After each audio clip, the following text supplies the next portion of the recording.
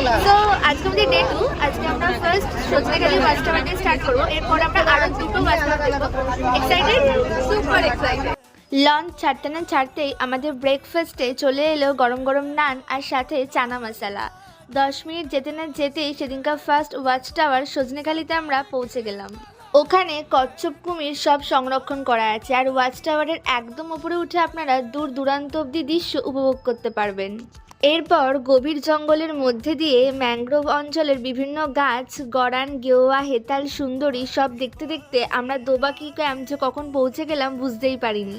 এই ওয়াচ টাওয়ারটা জঙ্গলের অনেকটাই ভেতরে, তাই জন্য এখান থেকে হরিণ, বিভিন্ন ধরনের পাখি, এমনকি বাঘ দেখার সম্ভাবনাও প্রবল। আর এই ওয়াচ টাওয়ারটা দেখেই আমরা ঝড়খালির দিকে রওনা হলাম, আর সাথেই লঞ্চে উঠে দিয়ে দিল লাঞ্চ। সেদিন লাঞ্চে ছিল ভেটকি, ভোলা, আরও কত কি।